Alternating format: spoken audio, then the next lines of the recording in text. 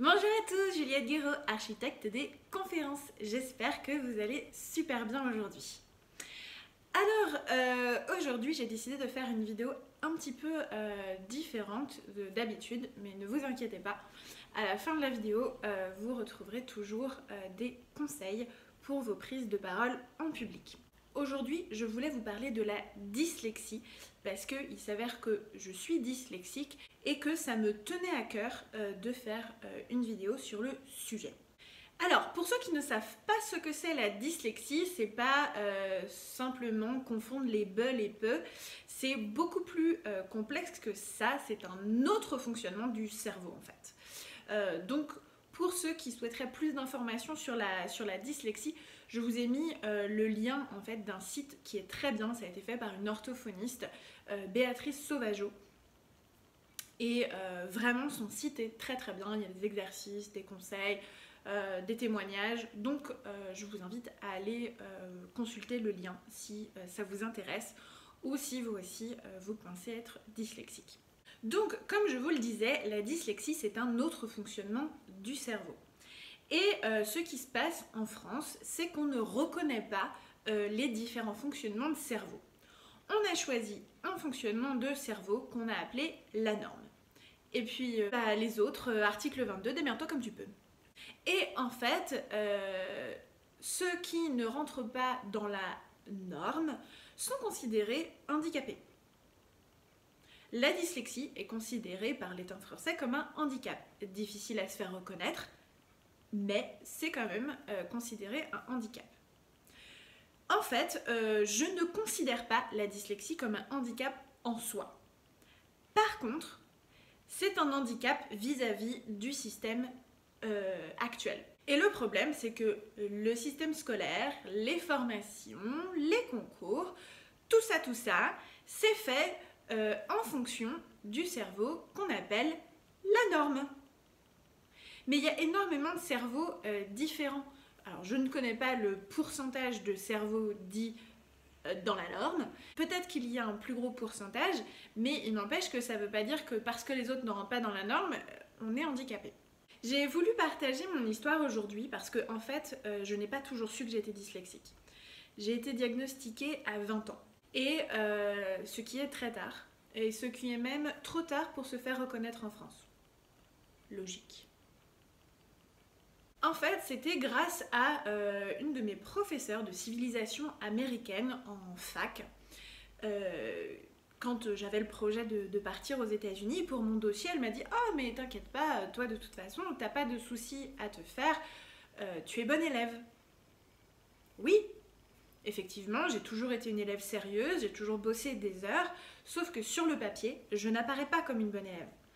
J'ai à peine la moyenne, voire j'ai beaucoup de matières en dessous de la moyenne. J'ai jamais eu plus de 10 de moyenne en fac. Alors forcément, comme on ne savait pas que j'étais dyslexique, toute mon enfance, j'ai entendu des phrases telles que oh là là, t'as fait plein de fautes d'inattention, concentre-toi un petit peu. Tu ne dois pas avoir une bonne méthode de travail si tu n'y arrives pas. Il faut changer ta méthode. Là, j'arrête pas de changer quoi.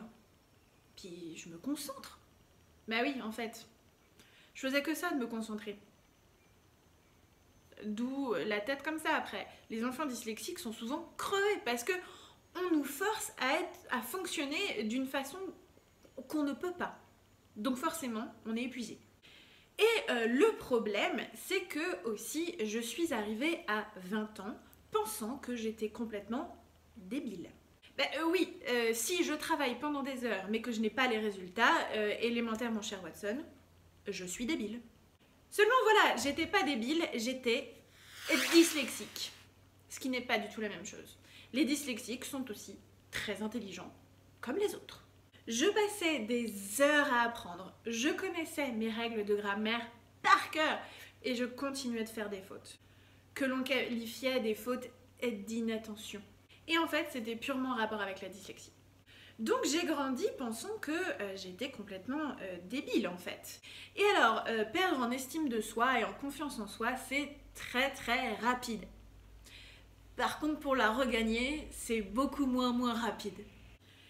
Petite anecdote, le jour où je suis sortie, donc à mes 20 ans, de chez une orthophoniste, la conversation avec ma mère ressemblait plutôt à ça. « Wow, génial, maman, je suis dyslexique !» Et ma mère au téléphone. « Wow, trop bien !»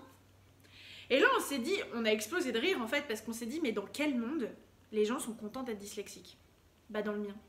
Parce que, en fait, ça voulait dire que je n'étais pas débile, tout simplement. Et ça, vous n'imaginez pas quel soulagement c'est. Bien sûr, le chemin de la confiance en moi a été très long.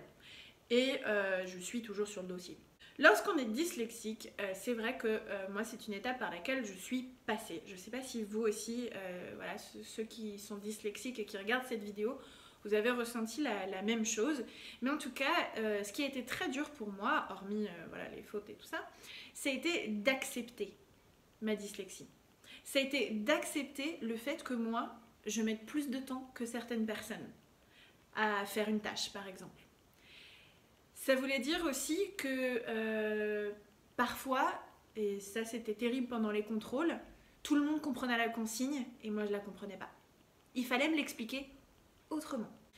Et du coup, en fait, c'est hyper injuste. On a vraiment ce sentiment d'injustice parce qu'on dit mais c'est pas possible quoi. Mais en fait, il n'y a pas d'autre choix que d'accepter. Parce que finalement, bah, peut-être que sur d'autres tâches, en fait, je suis meilleure. Et une fois qu'on a accepté en fait ça nous fait clairement avancer. Parce que le truc c'est qu'on n'a pas de pouvoir sur la dyslexie, on peut pas la modifier. On est dyslexique et on le sera toute notre vie. Alors après on peut mettre des stratégies en place pour contourner la dyslexie. Mais la dyslexie elle sera toujours là. La dyslexie ce n'est pas quelque chose dont on guérit. C'est voilà, un fonctionnement du cerveau, ça reste comme ça à vie. Donc on n'a pas le contrôle sur ça. Par contre, la seule chose en fait sur laquelle on a le contrôle, c'est l'acceptance. Et accepter, c'est puissant. Et ça nous fait vraiment aussi passer outre en fait ce regard que l'on peut avoir sur nous-mêmes. Alors forcément, pour la prise de parole en public, la dyslexie, comme dans beaucoup de disciplines, c'est un challenge. Je vous propose voilà, deux stratégies, deux conseils que vous pouvez mettre en place si vous êtes dyslexique, mais pas seulement si vous êtes dyslexique d'ailleurs, ça peut aussi aider d'autres personnes. La première chose, c'est que c'est ok de faire des erreurs. C'est ok. Je sais bien que, mais moi la première, j'étais comme ça avant. On est là, si je fais des erreurs, les gens vont penser que je suis débile. De 1, on s'en fiche du regard des autres. Ouais, je sais, c'est dur, mais il faut se détourner de ça. Ce n'est pas la première fois que j'en parle, mais encore une fois, c'est cette histoire de vulnérabilité. C'est ok d'être vulnérable et c'est ok de faire des fautes. Et en plus, plus vous allez assumer en fait ces fautes-là, plus ça va passer crème. Moi aussi, je flippais avant de faire une faute sur un PowerPoint ou même, moi je suis la reine pour inventer des mots qui n'existent pas. Oui, moi je vais chez le pharmaciste. C'est normal. Alors, en plus, comme je parle anglais, les deux langues se mélangent, des fois c'est très drôle. Ma mère aime bien me charrier. Et en fait, maintenant, c'est vrai que j'utilise une technique que j'ai vue chez Martin Latulippe, un grand conférencier, qui utilise cette technique et je me suis mise à utiliser voilà, une un peu similaire. C'est de dire aux gens que en fait, vous êtes dyslexique ou qu'il y aura peut-être des fautes, mais c'est ok. Mais pas en vous excusant d'être dyslexique ou en vous excusant de faire des fautes. Pas comme ça. Mais simplement, moi je leur dis, bah écoutez, vous allez sûrement voir des fautes au tableau, vous faites comme s'il n'y en avait pas et puis on continue parce que sinon on va passer la journée à ça. Mais je le dis de manière un peu rigolote et en général en formation, les gens se marrent et ça passe. Et il n'y a aucun problème. Et ma crédibilité n'en prend aucun coup. Deuxième chose qui fonctionne aussi bien avec les dyslexiques que les non-dyslexiques, mais c'est vrai que ça marche d'autant plus, en fait, c'est beaucoup plus fort chez les dyslexiques, c'est que notre cerveau fonctionne avec beaucoup d'images. Maintenant, oui, le cerveau dit norme fonctionne aussi avec les images, ça c'est de manière générale. Mais c'est vrai qu'un dyslexique, encore plus, c'est multiplié, voilà, c'est démultiplié. Donc, pour vous aider lors de la préparation de votre votre prise de parole en public, c'est d'utiliser beaucoup d'images. Donc essayez alors pas faire des grands dessins, c'est pas ça, mais de faire pourquoi pas des cercles, des flèches, bien aérer votre plan détaillé ou des choses comme ça, pour ne pas avoir un gros tas de texte, parce que alors ça, le cerveau dyslexique, c'est horrible, un tas de texte, ça ne veut rien dire pour nous, et du coup ça va être très très dur de vous entraîner pour votre prise de parole en public. Vous allez avoir du mal à vous souvenir de ce que vous voulez dire, parce que ça fera gros pâté en fait dans la tête. Donc n'hésitez pas à utiliser des stratégies, voilà, des couleurs, des cercles, toute stratégie qui va créer des images en fait dans notre cerveau. Si cette vidéo vous a plu et si vous souhaitez découvrir d'autres stratégies sur la prise de parole en public, je vous invite à aller cliquer sur le bouton juste là et vous pourrez vous abonner et recevoir des vidéos gratuitement. Allez, bon courage à tous et puis moi je vous retrouve dans une prochaine vidéo. Ciao ciao.